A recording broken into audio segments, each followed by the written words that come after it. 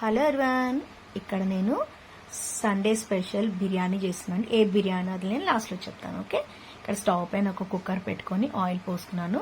అందులో హోల్ గరం మసాలా, బోజ్వరాకు, ఉల్లిపాయ ముక్కలు ఇవన్నీ వేసేసుకొని ఒకసారి కలుపుకున్నాను. అలాగే సాల్ట్ కూడా వేసేసుకొని ఇలా అల్లం వెల్లుల్లి పేస్ట్, అలాగే నీట్గా కడుక్కున్న కొత్తిమీర, పుదీనా, పచ్చిమిరపకాయలు ఇవన్నీ వేసేసుకొని కాసేపు ఫ్రై చేయాలి. ఇవి చల్లారిన తర్వాత ఇది పేస్ట్ చేసుకోవాలి. ఇదే మన ఈ బిర్యానీకి స్పెషల్ అండి. తర్వాత అదే కుక్కర్లో నీట్గా కడుక్కున్న మటన్ ముక్కలు కూడా వేసేసుకొని ఒక 2 minutes ఇలా ఫ్రై చేసుకున్నాను.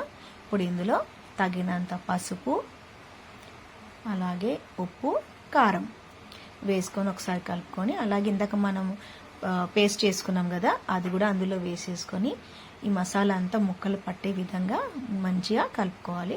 అలాగే గరం మసాలా కూడా వేసేసుకొని మంచిగా కలుపుకొని ఇందులో తగినంత వాటర్ పోసుకొని, మనకు మటన్ ముక్కలు ఓన్లీ 60% ఉడకాలన్నమాట. విజిల్ పెట్టుకొని ఉడికించుకోవాలి.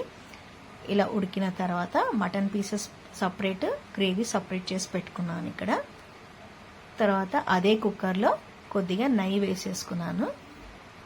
ఇందాక మనం పేస్ట్ చేసుకున్నాం కదా ఆ పేస్ట్ కూడా ఇందులో వేసుకొని ఇలా ఫ్రై చేసుకోవాలి. ఇది కాస్త ఫ్రై అయిన తర్వాత బియ్యం వేసేసుకోవాలి. నీట్గా కడుక్కున్న బియ్యం వేసి మంచిగా కలుపుకోవాలి.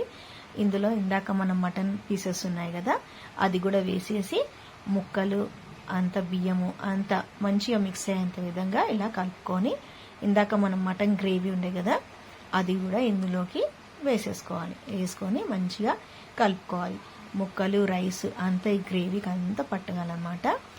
కావాలంటే మనం ఒకసారి టేస్ట్ చూసుకోవచ్చు. సాల్ట్ కానీ కారం కానీ సరిపోకపోతే ఇక్కడ మనం కొద్దిగా సాల్ట్ కానీ పెప్పర్ కానీ యాడ్ చేసుకోవచ్చు.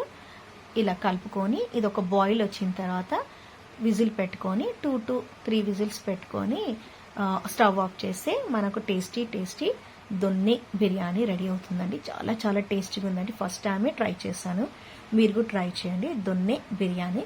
Please like, share and subscribe my channel. Thank you. Bye by.